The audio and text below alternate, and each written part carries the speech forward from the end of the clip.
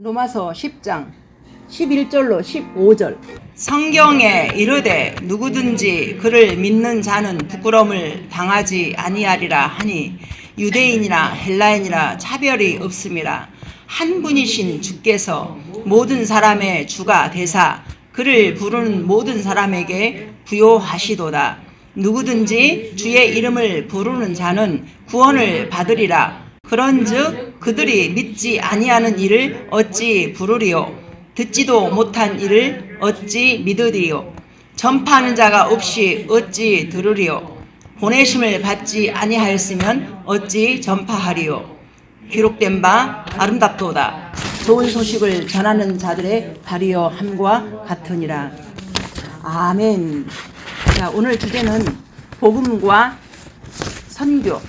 전도는 우리의 삶 속에서 관계를 통해서 또 만나는 자들에게 한 사람 한 사람에게 전하는 전도.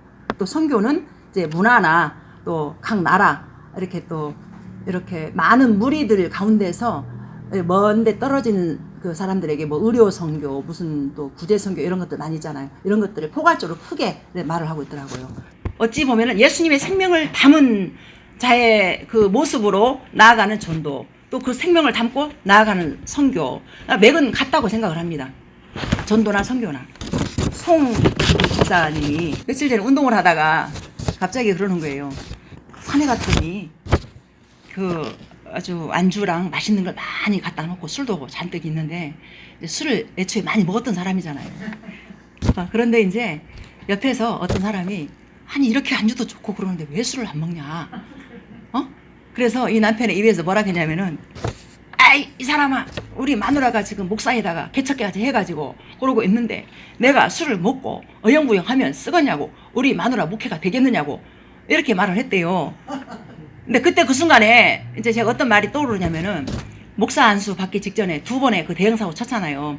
여기서 다 말할 수 없지만 그래서 그때 이제 화요일 날 월요일 그 토요일 날 연달아서 사고 치고 그 다음에 월요일날 일도 못 나갔고 그 다음에 화요일날 저를 부르더니 앉혀놓고 축복기도를 하는데 눈물 콧물 뚝뚝뚝 흘리면서 목사 한수와 제가 2015년 4월 25일날 받았는데 정확하게 4월 21일자였어요. 화요일날 저를 부르더니 눈물을 흘리는데 그냥 눈물이 아니고 눈물 콧물 뚜루룩 흘리면서 막 말을 못하고 이러면서 우리 정은자 목사 하나님께서 성령의 능력으로 크게 사용해 주십시오. 축복기도를 하는데 그때 제가 아멘을 안 하고 뭐라 했냐면은 화가 이만큼 난 상태에서 네가 밖에서 그렇게 하고 돌아다니는데 내가 어디 가서 목사라고 할 것이며 어디 가서 주의 종이라고 할 것이며 나는 생명력이 없는 사람이라고 그렇게 하는 한 이렇게 했었어요. 근데 그 말이 그대로 돌아오는 거예요. 잊어버리고 있었는데 엊그저께 며칠 전에 그 얘기를 딱 하는데 그 말을 자기가 내가 했던 말을 그대로 하는 거예요. 그러면 이 양반은 그 말을 참고 있다가 하겠느냐고. 아니잖아요.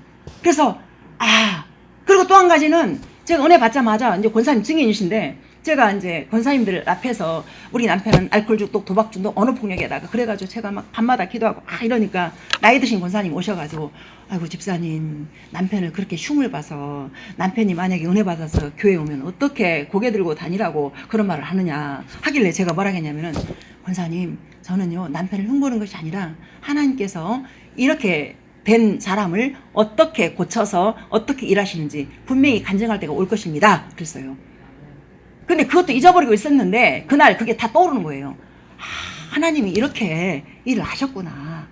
어떻게 본인의 입으로 본인이 그렇게 내가 했던 말 똑같이 돌아오냐고요.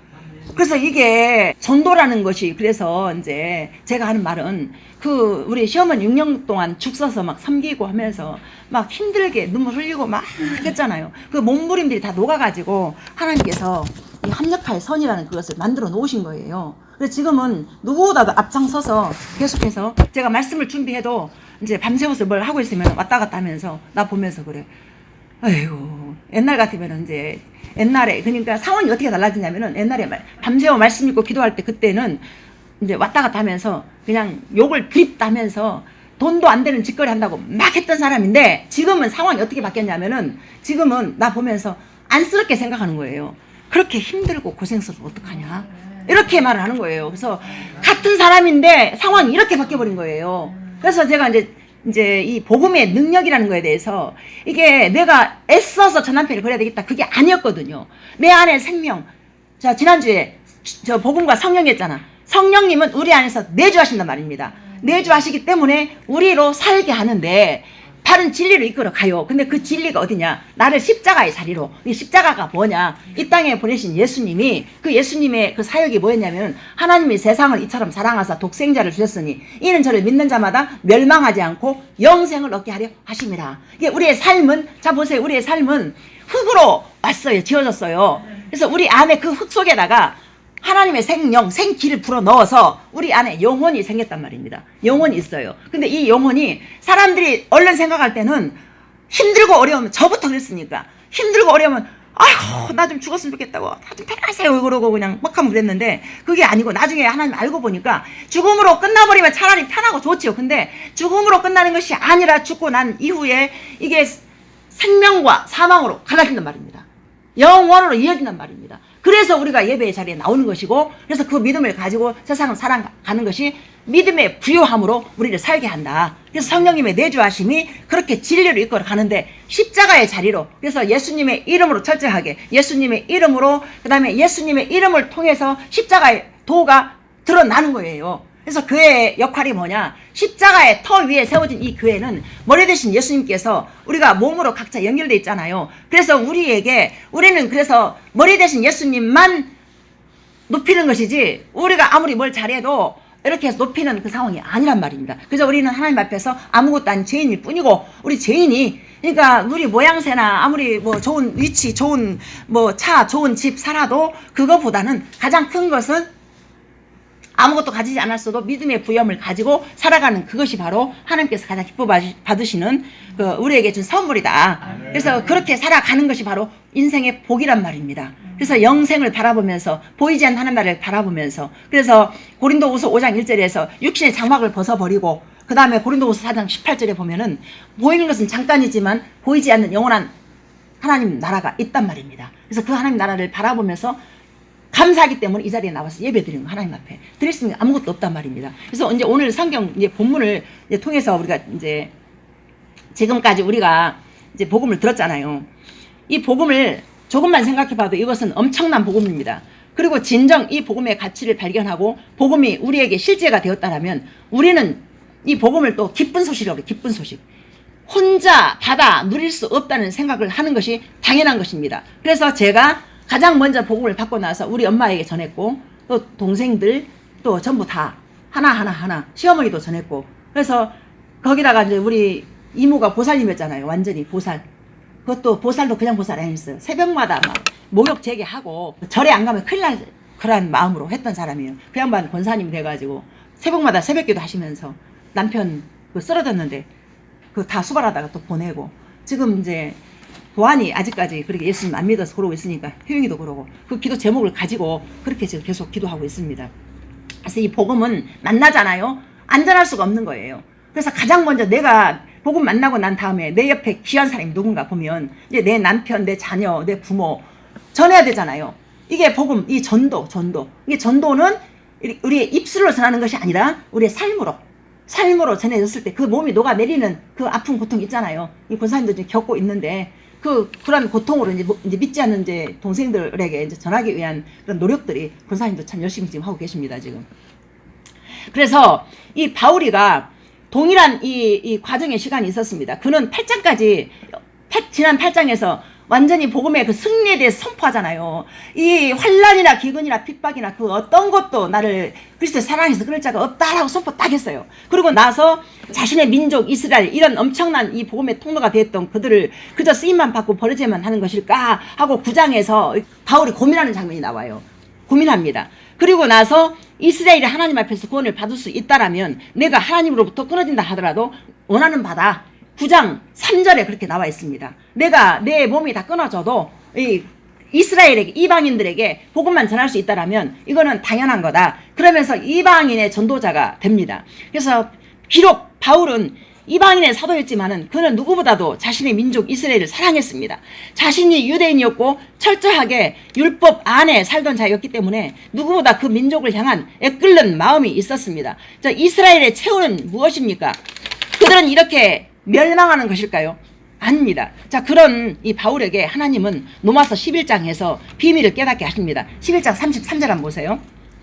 깊도다 하나님의 지혜와 지식의 풍성함이요 그의 판단은 헤아리지 못할 것이며 그의 길은 찾지 못할 것이로다. 아멘입니다.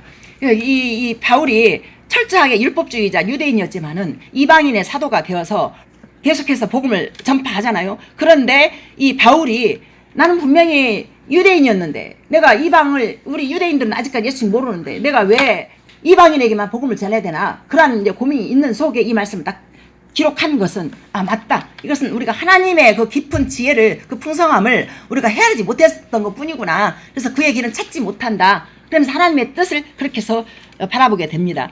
로마서 10장 13절에 보면 그래서 누구든지 주의 이름을 부르는 자는 구원을 받으리라. 복음은 우리에게 주어질 때부터 한 사람만 위한 것이 아니라 한 사람 한 민족이 아닌 열방용 복음이었던 것입니다. 그래서 누구든지 예수님의 이름을 부르는 자는 구원을 받는다라고 했습니다. 그래서 예수님의 이름을 그냥 부르는 것 같지만은 정말 예수님의 이름을 부르라고 시키면 또 못하는 사람 많이 있어요. 했는데도 안 따라하더라고. 죽어도 입을 안 열더라고요. 그래서 예수님의 이름을 부를 수 있는 자는 다 구원을 받았다. 그래서 믿지 않는 자를 부를 수 없고 듣지 않고는 믿을 수 없는 것입니다. 그래서 복음은 하나님의 선교의 의지가 포함되어 있었던 것입니다. 전파하는 속성, 선교하는 속성이 담겨져 있는 것이 바로 복음의 능력인 것입니다. 자, 열왕기하 6장 24, 25절 보세요. 이후에 아람 왕 베나닷이 그의 온 군대를 모아 올라와서 사마리아를 에워싸니 아람 사람이 사마리아를 에워싸므로 성중이 크게 줄여서 나귀 머리 하나에 은 80세겔이요 비둘기 똥 4분의 1 값에 은 5세겔이라 하니 이게 이제 어떤 상황이냐면은 북이스라엘 그 요호람 왕 때 이제 요호람 왕이 북이스라엘 9대 왕이에요. 근데 이때 이 사마리아 이 근처에 아람이 살았는데 아람 군대가 성을 중심으로 해서 완전히 그냥 꼼짝 못하게 이게 포위를 해가지고 이 성 안에 들어갈 수도 없고 나올 수도 없고 그러다 보니까 이제 성 안에 어떻게 해요? 먹을 것 떨어지고 이제 어마어마한 기근이 시작된 거예요. 완전히 그냥 아무것도 먹을 수 없는. 그래서 값이 어떻게 올라가 버리냐면은 머리 하나가 은 80세겔, 은 80세겔. 그리고 거기다가 비둘기 똥까지도 먹을 수밖에 없는 상황이 벌어진 거예요. 은 5세겔. 이렇게. 거기다가 좀 더 나아가잖아요. 그러면 좀 더 이렇게 읽다 보면은 이제 왕한테 어떤 여자가 와요. 여자가 와가지고 막 나 억울하다고 하소연을 해. 이게 어디까지 가버렸냐면은 자신의 속으로 난 애기를 갖다가 먹을 게 없으니까 그걸 잡아먹는 거야. 그래갖고 오늘은 내 새끼 잡아먹었어. 그럼 내일은 네 새끼다 했는데 이 한 여자가 하나를 잡아먹었어. 그 다음날 이제 자 내 새끼 먹었지? 너 네 새끼 빨리 내놔 하니까 이 여자가 애기를 데리고 도망가 버린 거예요. 그러니까 이 여자가 억울하다고 왕한테 찾아와가지고 왕이요 이래서 내 새끼를 잡아먹고 지 새끼를 잡아먹자 했더니 이렇게 도망가고 없다고 하면서 억울하다고. 그러니까 막 왕이 막 머리를 찍고 그냥 배를 찍고 그냥 막 난리가 난 거지 이제. 그러면서 이 왕은 정신을 못 차리고 또 엘리사를 또 원망을 합니다. 자, 그 다음에 열왕기하 6장 31절 마지막하고 7장 1절 한번 보세요. 자, 무리가 말을 할 때 사자가 그에게 이르리니 왕이 이르되 이 재앙이 여호와께로부터 나왔으니 어찌 더 여호와를 기다리리요. 자, 이런 상황들이 기근과 이런 모든 상황들이 그냥 내려진 것이 아니고 하나님께서 허락하십니다. 이제 그 얘기를 하는 거예요 지금. 7장 1절에 보세요. 이때 이제 복음이 선포되어집니다. 엘리사가 이르되 여호와의 말씀을 들을지어다. 여호와께서 이르시되 내일 이맘때에 사마리아 성문에서 고운 밀가루 한 수아를 한 세겔로 매매하고 보리 두 수아를 한 세겔로 매매하리라 하셨느니라. 자, 보세요. 자, 7장 1절을 한번 주목해 보세요. 아까 말머리 하나가 80세겔이라 했잖아요. 근데 이 말을 먹을 수가 없는 거예요. 원래 부정한 것이라고. 유대인들이 이게 이스라엘 백성들에게는 말머리를 먹는다. 이건 말이 안 되는 거예요. 먹을 게 하도 없기 때문에 말머리 하나가 80세겔이 됐어요. 그런데 엘리사가 뭐라고 그래요 지금? 고운 밀가루 한 수알을 한 세겔로 먹을 수 있댔잖아요. 비둘기 똥까지도 5세겔이 있잖아. 그러면 자 예를 들어서 이제 밥 한 그릇에 한 그릇에 80만 원 했던 것이 지금 이제 밥 한 그릇에 이제 1,000원이면 먹는다. 이제 그 말이에요. 그 말. 이제 싸게 이제 이렇게 풍족하게 먹을 수 있다. 지금 그 얘기를 하는 거예요. 자, 그런데 2절 보세요. 그때 그의 손을 의지하는 자 곧 한 장관이 하나님의 사람에게 대답하여 이르되 여호와께서 하늘에 창을 내신들 어찌 이런 일이 있으리오 하더라. 여리사가 이르되 네가 네 눈으로 보리라 그러나 그것을 먹지는 못하리라 하니라. 이렇게 됐습니다. 지금 이게 무슨 말이냐면 밀가루 한 세겔로 먹고 그 다음에 보리 2세겔을 또 한 세겔로 먹고 보리 2수알을 이렇게 이제 먹을 것이 풍족해진다 했는데 아무리 상황을 봐도 뭐가 안 보이잖아요. 그러니까 이 군대 장관이 뭐예요? 대통령으로 말하자면은 수행비서처럼 가까운 신뢰하는 사람이지, 실력도 있는 사람이지. 근데 그 사람이 그렇게 복음을 기쁜 소식 안 받아들인 거예요. 하늘에 창이 있는들 무슨 그런 일기는 말도 안 되는 소리 하지 말아라. 이렇게 된 거예요. 자, 그런데 이때 하나님께서 이제 누굴 사용하냐면은 이제 문둥이 4사람이 있었어요. 문둥이 4사람이 성 밖에, 그러니까 문둥이는 이제 그 시절에 지금도 소록도라는 것에 이렇게 있잖아요. 별도로. 이게 지금 그때 당시에는 문둥이 하면은 그냥 저주받은 사람. 그러니까 물에 끼지도 못하고 저들끼리 성 안에 들어도 못하고 어디 가지도 못하고 성 밖에서 낼 수도 있는 거예요. 그러다 보니까 저들이 배가 고프잖아요. 이제 배가 고파가지고 이제 저들끼리 얘기하는 거예요. 야, 우리가 어차피 이렇게 있어도 굶어 죽고 그러니 성에 가도 보니까 기근이 있어서 굶어 죽고 우리 저 아람 진영으로 가가지고 죽든지 살든지 한번 가서 저들이 우리를 죽일래 치면 항복하고 또 그 항복해서 만약에 죽이면 그냥 어쩔 수 없고 어차피 이래 주거나 저래 주거나 마찬가지다. 그러고 아람 진영으로 가는 거예요, 이들이. 자, 그런데 하나님께서 어떻게 일을 하셔버렸냐면은 열왕기하 7장 6, 7절 보세요. 이는 주께서 아람 군대로 병거 소리와 말소리와 큰 군대의 소리를 듣게 하셨으므로 아람 사람이 서로 말하기를 이스라엘 왕이 우리를 치려하여 헷사람의 왕들과 애굽 왕들에게 값을 주고 그들을 우리에게 오게 하였다 하고 해질 무렵에 일어나서 도망하되 그 장막과 말과 나귀를 버리고 진영을 그대로 두고 목숨을 위하여 도망하였습니다. 하나님께서 확성기를 틀어서 그냥 이렇게 이 아람 진영을 갖다가 이렇게 혼란스럽게 만들어버린 거예요. 서로 말하기를 이스라엘 왕이 우리를 치려하여 헷사람 왕들과 애굽 왕들에게 값을 주고 이제 옆 나라에서 이제 지원을 받았다라는 거지. 그렇게 인식을 하나님이 심어줘 보는 거예요. 거기다가. 그러니까 이제 이 아람 군대 이 사람들이 그 얼마나 말이랑 이런 병거들이 많습니까? 근데 막 너무 겁이 나니까 이게 다 제껴 놔버리고 몸만 빠져 나가버린 거예요. 그래서 이제 이 문둥이들은 그걸 상상도 못하고 갔다가 보니까 이 끝에서 저 끝까지 가보니까 아무도 없는데 은, 금, 뱀을 먹는 거 시글시글하고 막 이러니까 막 저거들끼리 정신없이 그냥 줄인 배를 막 채우고 막 여기서 먹고 저기서 먹고 또 이 막 그 은금 폐물들을 갖다가 여기다 감추고 저기다 감추고 막 그러다가 이제 어느 누가 한 사람이 야, 우리가 이럴 게 아니다. 지금 저 성 안에는 내 백성들이 굶주려 죽어가고 있는데 우리가 만약에 아침까지 기다리면 우리가 벌 받는다. 이제 그러고는 이제 전화로 갑니다. 성으로.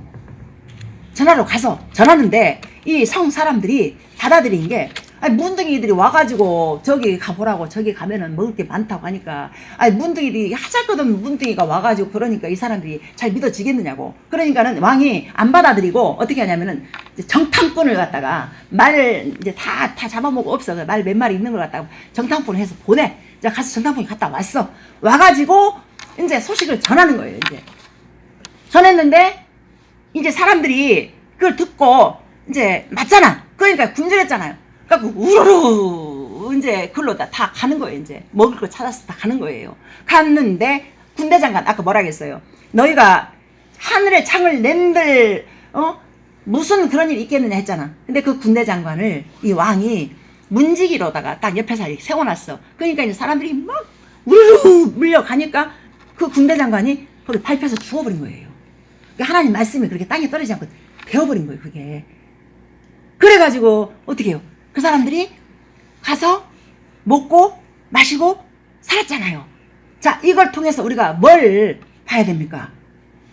복음입니다.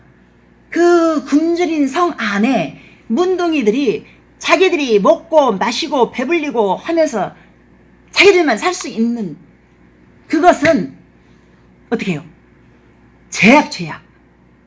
우리가 아침까지 만약에 기다리면 우리가 벌을 받을까 하노라. 그래서 우리 안에 생명 있잖아요. 전하라 그 말입니다. 이 문둥이가 그 말씀을 전했기 때문에 상에 있는 사람들이, 굶주린 사람들이 살아났다 그 말입니다. 자, 우리가 보세요. 우리는 눈에 보여지는 그 재물이 많고 좋은 집에 살고 어떤 위치에 있고 그걸 가지고 따지잖아요. 복음이 우리 안에 있으면 우리가 생명수가 우리 안에 가득 들어있는 거예요.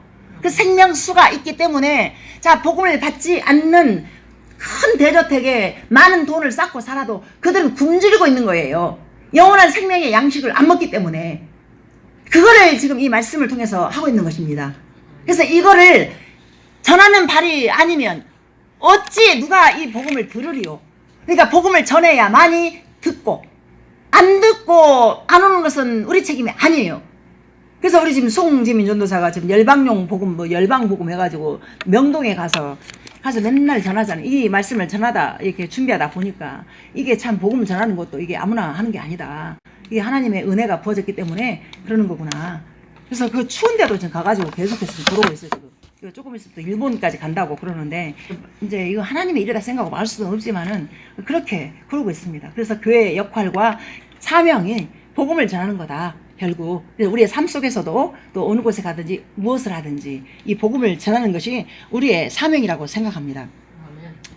그래서 이 일을 통해서 우리는 분명히 우리에게 깨달아야 될 것입니다. 우리 안에 생명의 복음은 결코 하찮은 그냥 가난한 자의 어떤 소유물이 아니라 그 정말 그 무언등이 생각을 해보면은 그 사람들에게 이렇게 이렇게 밀려나고 고개도 못 들고 자기는 문둥이라고 늘 가리고 했던 그 사람을 통해서, 그 연약한 사람을 통해서 하나님이 아름다운 소식을 전하게 하십니다. 그래서 우리도 복음 전하는 사람들이 물론 잘나고 똑똑한 사람이 있지만은 우리의 상황이나 우리의 모습은 너무 정말 하찮고 내가 내 자신을 바라봐도 내가 메뚜기야.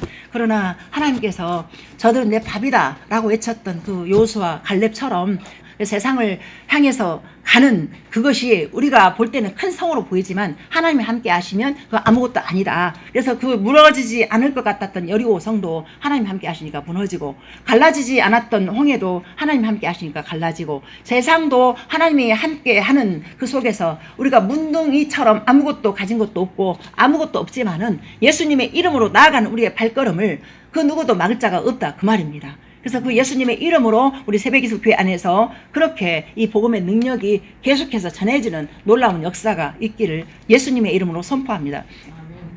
그래서 복음은 내가 원하는 대로 받으면 되는 것이 아닙니다. 주시는 분의 원하는 대로 받아야 하는 것입니다. 복음 안에서 선교가 무엇인지 이해하고 어떻게 접근해야 하는지 알아야 될 것입니다. 자, 그렇다면 나와 선교는 무슨 상관이 있을까요? 모든 성도와 교회가 바라보는 동일한 한 비전이 있습니다. 계시록 7장 9절 10절 보세요. 이 일 후에 내가 보니 각 나라와 족속과 백성과 방언에서 아무도 능히 셀 수 없는 큰 무리가 나와 흰 옷을 입고 손에 동려 가지를 들고 보좌 앞에 어린 양 앞에 서서 큰 소리로 외쳐 이르되 구원하시니 보좌에 앉으신 우리 하나님과 어린 양에게 있도다 하니. 아멘입니다. 이 모든 각 나라와 족속과 백성과 방언에서 아무도 능히 셀 수 없는 큰 무리가 나와 흰 옷을 입고, 그래서 이 복음이 혼자 개인 안에 머물러 있는 것이 아니라, 그래서 복음을 받은 사람 이렇게 가정들 보면은 한 사람이 복음의 능력으로 바르게 쓰잖아요. 그러면은 거기에는 그 전부 다 믿게 돼 있는 이게 이 복음의 능력이라는 것이 그냥 우리 안에 한 사람에게 담겨 있는 그것이 아니란 말입니다. 저 어저께 또 어떤 군사님 통화를 하는데 이제 그 가정 안에 그것도 이제 이게 무슨 말을 하냐면 이 복음의 능력이 우리 안에 들어왔을 때 이게 가장 큰 속성은 뭐냐면은 화평화목이에요. 화평화목. 이게 가정 안에 이루어지는 거예요. 그래서 우리는 늘 감사한 게 저 남편 그렇게 나쁜 짓 하고 엉뚱한 짓을 할 때 우리 송재민이가 항상 엄마 아빠 미워하지 마. 아빠 불쌍한 사람이야. 아빠. 그러니까 내가 해야 될 그 말을 저놈이 계속해서 하면서, 그래서 아빠를 존중하고 하나 된 이것이 바로 복음의 큰 능력이란 말입니다. 근데 그 가정 안에 하나가 되지 않아가지고 많이 어렵더라고요. 많이 어렵더라고요. 그래서 뭐 이혼하니 많이 그런 말까지 나오고, 근데 이제 그 남편 입장에서는 소외감을 느껴가지고 이제 그 그림자 취급을 당하고 막 이러니까 내 이렇게 살 바에야 이혼해야 되겠다 막 이렇게 하나 봐. 그래서 내가 이제 그 양반이랑 이제 관계가 있기 때문에 그렇게 얘기를 했습니다. 권사님, 우리의 오름으로 가버리면 끝납니다. 하나님께서 여자의 머리는 남자하고 남자의 머리는 예수님을 하겠습니다. 그래서 그 우리가 십자가의 죽음의 자리에서 나를 버리고 자존심 버리고 다 버리고 그렇게 해서 가정이 하나 되는 그것, 이것이 바로 전도라는 것입니다. 그래서 그 전도의 능력이 가정 안에 권사님 안에 임했기 때문에 그러한 은혜까지 임하여서 그 자식들 전부 다 하나 되기를 기도하고 있으니까 권사님 그렇게 하십시오 했더니 권사님 그러더라고. 누가 나한테 이런 말을 하겠느냐고. 그래서 맞습니다 권사님. 권사님 이런 말 누가 함부로 하겠습니까? 아유 권사님이랑 맨날 같이 우르고 했던 양반이기 때문에 그랬더니 아멘으로 화답을 하고 그렇게 이제 어제 시간이 안 돼서 못 만났고 전화로만 그렇게 했는데 이제 그게 이제 권사님에게는 하나님께서 메시지, 저를 통해서 준 메시지다. 그래서 이러한 은혜까지 임해 버려야 진정한 복음의 능력이 임하는 것입니다. 그래서 그 언니 또 싸운다는 그 언니네도 예수님은 믿고 가정을 분명히 있는데 맨날 피 터지게 싸우고 이것은 하나님께서 이렇게 나의 오름으로 가기 때문에 그래서 복음의 능력이 전달될 때는 나의 오름이 깨지는 것이고 그 자리에 성령님이 내주하시는 그 은혜가 하나 되게 만들어 간다는 것입니다. 그래서 마태복음 24장 14절 보세요. 이 천국 복음이 온 민족에게 증언되기 위하여 온 세상에 전파되리니 그제야 끝이 오리라. 우리가 제 이름을 우리가 꿈꾸잖아요. 우리 예수님께서 사도행전 1장 11절에 보면은 예수님이 이제 구속사역을 다 하시고 죽었다가 살아나셔서 40일 사시다가 하늘로 승천하십니다. 승천하시는데 그때 이제 놀래고 있으니까 천사들이 너희들 왜 그렇게 놀래냐 이 너희가 본 모습 그대로 예수님 다시 온다 그랬거든요. 다시 오실 예수님 그 재림 이것을 이제 그 끝이 온다라는 게 그 재림을 말하고 있는 것입니다. 그래서 마태복음 28장 18절 20절 보세요.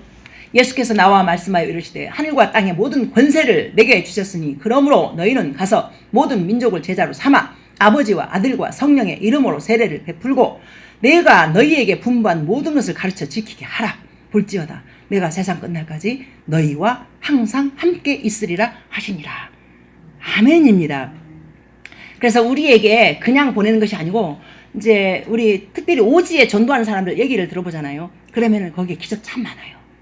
그냥 침만 꽂아도 벙어리가 말해버리고 눈먼자가 떠버리고 그러니까 침술도 물론 좋아요 그분이. 그런데 침술보다 성령님이 먼저 같이 가셔가지고 권세를 줘가지고 그렇게 일으키는 거예요. 그러니까 그분이 참 믿음이 참 예뻐요 정말로. 그 한권사님 그분이 가는 곳마다 그렇게 오지로 많이 가잖아요 선교를. 그래서 하늘과 땅의 모든 권세를 내게 주셨으니 그러므로 너희는 가서 모든 민족을 제자로 삼아. 모든 민족을 제자로 삼아. 그래서 이 복음이 절대로 한 개인의 복음이 아니고 열방용 복음이다 그 말입니다. 그것이 능력이 우리에게만 속해 있는 것이 아닌 제한되어 있는 것이 아니라 우리 교회 안에만 있는 것이 아니라 우리 각자가 또 흩어지잖아요.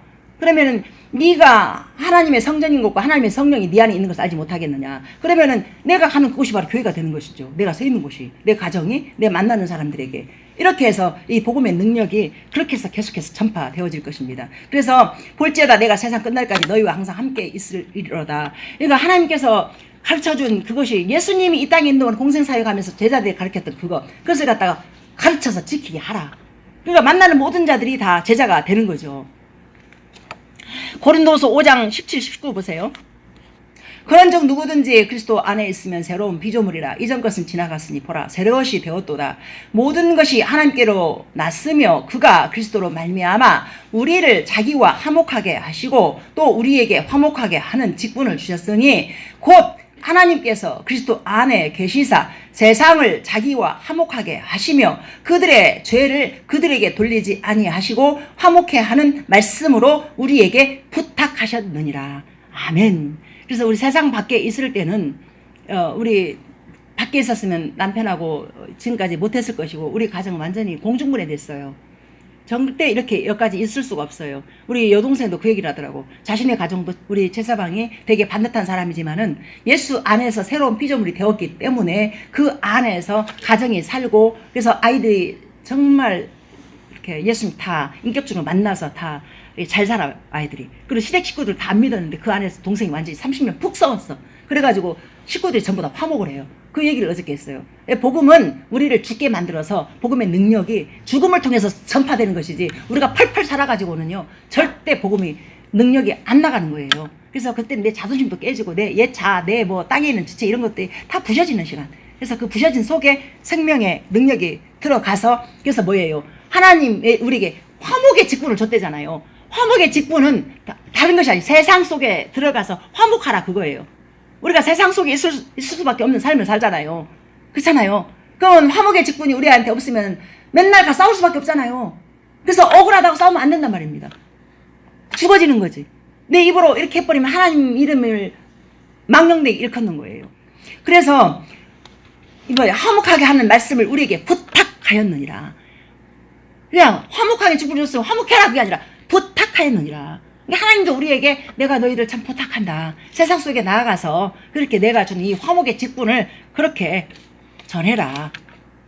이게 간단한 말일 것 같지만은 가정 안에서부터 내가 먼저 죽어져야, 내가 먼저 없어져 버려야 그렇게 되는 거란 말입니다. 베드로전서 2장 9절 보세요. 그러나 너희는 택하신 족속이요 왕같은 제사장들이요 거룩한 나라요 그의 소유가 된 백성이니 이는 너희를 어두운 데서 불러내어 그의 기이한 빛에 들어가게 하신 이의 아름다운 덕을 선포하게 하려 하심이라.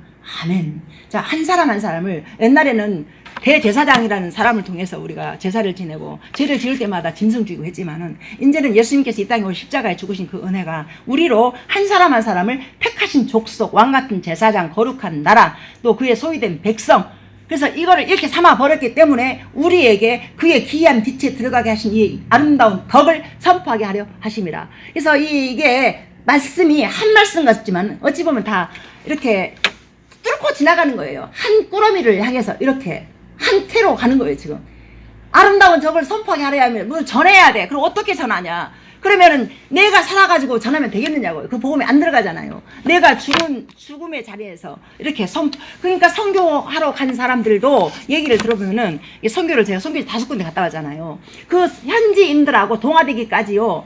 이 수모와 갖은 이 핍박 어려움 엄청 당해요. 거기에서 우리 그 한국 사람들의 그 자존심과 그 오름으로 해서 그들과 동화되어 선교가 되겠느냐고요. 거기서도 죽는 거지요. 그래서 죽음을 통해서 아름다운 덕을 선포하는 것이지 내가 살아가지고 그들을 만약에 다 우리보다 못한 사람들인데 이렇게 무시해도 되잖아요. 근데 그들의 그 인격을 존중하면서 해야 되기 때문에 내가 죽는 거지요.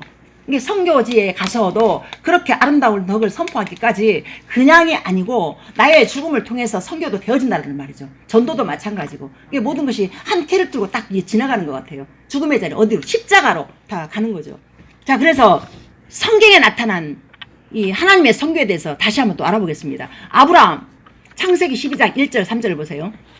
여호와께서 아브라함에게 이르시되 너는 너의 고향과 친척과 아버지의 집을 떠나 내가 내게 보여줄 땅으로 가라. 내가 너로 큰 민족을 이루고 내게 복을 주어 내 이름을 창대하게 하리니 너는 복이 될지라. 너를 축복하는 자에게는 내가 복을 내리고 너를 저주하는 자에게는 내가 저주하리니 땅의 모든 족속이 너로 말미암아 복을 받을 것이라. 이렇게 돼 있잖아요. 그런데 우리가 얼른 생각할 때 이 말씀을 갖다 생각날 때 뭐 아브라함에게 준 복이 나에게도 임하게 하소서 하면서 뭐 내가 너로 큰 민족을 이루게 한다. 뭐 네 이름 창대하게 한다. 너는 복이 될 거다. 우리가 우리에게 좋은 말만 이렇게 취하잖아요. 근데 그게 아니라는 거예요. 갈라디아서 3장 8절 9절 보세요. 또 하나님이 이방을 믿음으로 말미암아 의로 정하실 것을 성경이 미리 알고 먼저 아브라함에게 복음을 전하되 모든 이방인이 너로 말미암아 복을 받으리라 하였느니라. 그러므로 믿음으로 말미암은 자는 믿음이 있는 아브라함과 함께 복을 받느니라. 아멘. 그래서 이것을 아브라함의 개인의 복이 아닌 모든 이방 사람들에게 그래서 아브라함을 먼저 믿음으로 의로 여기시고 그 다음에 이제 믿음을 받는 사람을 그걸 갖다가 또 다른 의를 준다. 그래서 아브라함에게 준 복이 똑같이 그 복이 뭐냐? 바로 복음입니다. 복음이라고 말씀하고 있습니다.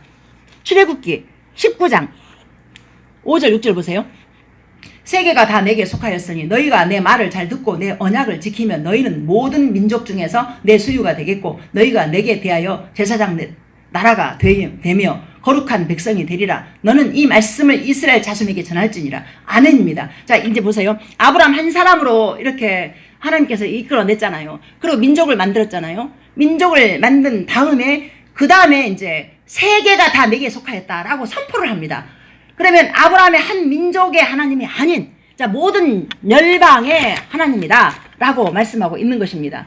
자, 그래서 광야에 거했던 이스라엘이 선교적 공동체였다면 지금 이 시대의 선교의 선교 교회는 어떤 목적의 공동체가 되어야 할까요? 동일합니다. 자, 우리도 선교적 공동체로 부르심을 받은 것입니다. 누가복음 4장 18, 19 보세요. 주의 성령이 내게 임하였으니 이는 가난한 자에게 복음을 전하게 하시려고 내게 기름을 부으시고 나를 보내사 포로된 자에게 자유를, 눈먼 자에게 다시 보게 함을 전파하여 눌린 자를 자유롭게 하고 주의 은혜의 해를 전파하게 하려 하심이라. 아멘입니다. 아까 서두에 제가 말씀드렸지만은 성령님이 내게 임했을 때에는 우리가 부자가 된 거예요. 내주하신 성령이 우리 안에 들어왔으니까 하나님 자체가 들어왔잖아요. 그럼 부자죠. 그 이상 뭐 바랄 게 뭐가 있겠습니까? 그 성령님께서 자 가난한 자에게 복음을 전하게 하시려고, 가난한 자가 뭐라겠어요? 복음을 받지 않는 자들. 그래서 이 복음을 받지 않는 자들에게 우리 교회 안에서뿐만이 아니라 밖에 나가서도 항상, 그러니까 우리 교회를 위해서 전도해야 되는 거 맞아. 그러나 결국엔 하나님 나라를 위해서 한 사람이라도 전도하는 그것이 하나님께 기뻐 받으신다. 그 가난한 자가 누구냐? 복음을 받지 않은 사람. 자, 이 복음을 받지 않은 사람은 결국에는 보세요. 내게 기름을 부으시고 나를 보내서 포로된 자에게 자유를. 포로된 자에게 뭐예요? 옛자에 잡혀가지고 옛자에 잡혀버린 자가 바로 포로된 거예요. 이해가 갑니까? 옛자에 잡혀서 나의 오름으로 땅에 있는 지체, 뭐 우선 음란, 부정, 뭐 시기, 질투, 다툼 이런 것들에 갇혀가지고 사는 사람들. 그래서 이런 사람들을 갖다가 자유롭게 하고, 그 다음에 눈먼 자, 눈먼 자가 뭐예요? 하나님 나라를 못 보는 자에게, 눈먼 자에게 다시 보게 함을 전파하게 하려 함이라. 하나님 나라가 우리는 눈에 보이는 것은 세상이지만은 믿음의 눈을 바라보면 하나님 나라가 보이는 거잖아요. 그게 눈을 뜨는 거예요. 하나님 나라의 가치로. 그래서 교회라는 곳이 그러한 역할을 감당해서 하나님 나라 가치를 바라보면서 또 그래서 이렇게 주의 은혜를 전파하게 하려 하심이라. 이것이 바로 하나님께서 주님의 그 지상 명령을 너희로 제자를 삼아서 모든 민족에게 주의 은혜를 전파하게 하려 하심이라. 자, 이렇게 그래서 우리 모두가 다 각자 서 있는 자리에서 선교적 공동체, 우리 서울 새벽기수 교회를 기억하면서 하나님 나라를 기억하면서 우리 모두가 다 그렇게 하나님이 가장 기뻐하시는 전도의 자리에서 또 선교의 자리에서 또 선교적 삶을 살아낼 수 있는 모두가 되길 소망합니다. 아멘. 자, 기도합니다.